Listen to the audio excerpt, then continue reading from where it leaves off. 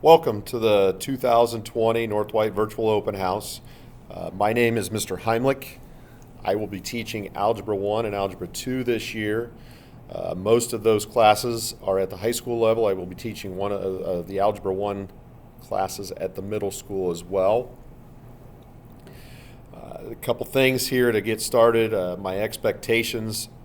I will give a sheet of my expectations, which are very short, but I will give those to them at the beginning of the school year.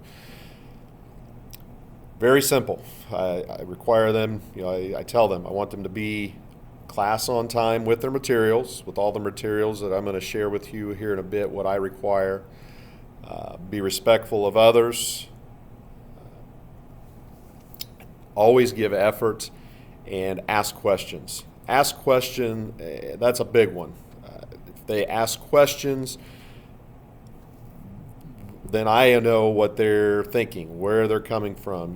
I'm not going to be able to figure out what kind of things they're missing throughout the instruction if they're not going to ask questions. A big part of learning is being able to ask questions and then go from there what we're trying to figure out. And then the final one is just follow the rest of the school's expectations in the school handbook. So very simple expectations. So not real complicated. I think if they do those things, everything else kind of takes care of itself. As far as materials go, kind of require pen or pencil, writing utensil, paper, because we take a lot of notes, do a lot of examples, and show things, and I like to have them, to obviously take those because I believe you learn by doing, and I think a lot of times I will show them examples, and then I will give them examples to work out as well as and I'm walking around the room, so that will be something expected as well. We also use dry erase boards, little white dry erase boards that we use at times.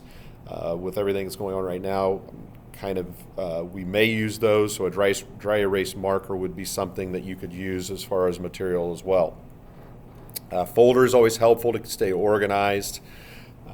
And then also, for both Algebra and Algebra 2, scientific calculator is always helpful. And then one's just as simple as this. It's a little Texas Instrument TI-30X.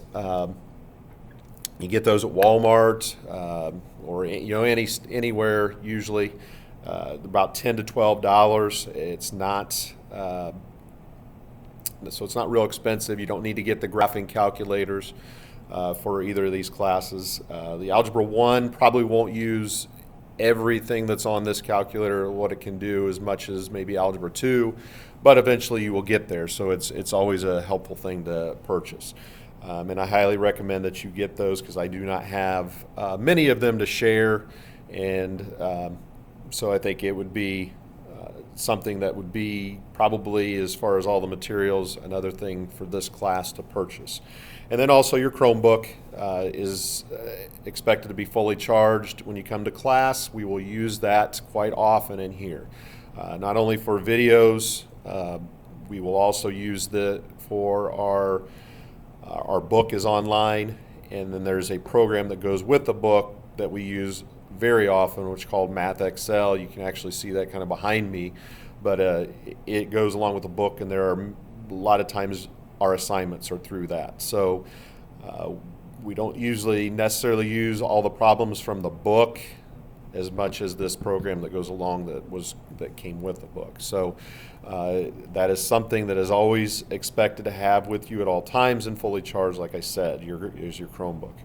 So with that being said, the things that I always tell kids are things they control is their attitude and their effort. So, I expect them to come in with a positive attitude and give their best effort.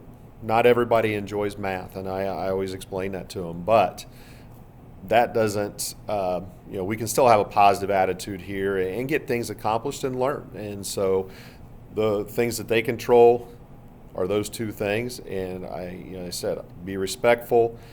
I will show them respect, and I want them to show, not only me, but their peers respect as well. So when there are questions going on, they should be listening, not talking to their neighbor or such, because they may have those same questions later that pop up, and if they weren't listening, they weren't given that respect, then obviously our learning is not going on as it should. So we just hope to have a positive start to this school year, and look forward to a great 2020-21 school year. And thank you for joining us for this, and we'll see you first day of school.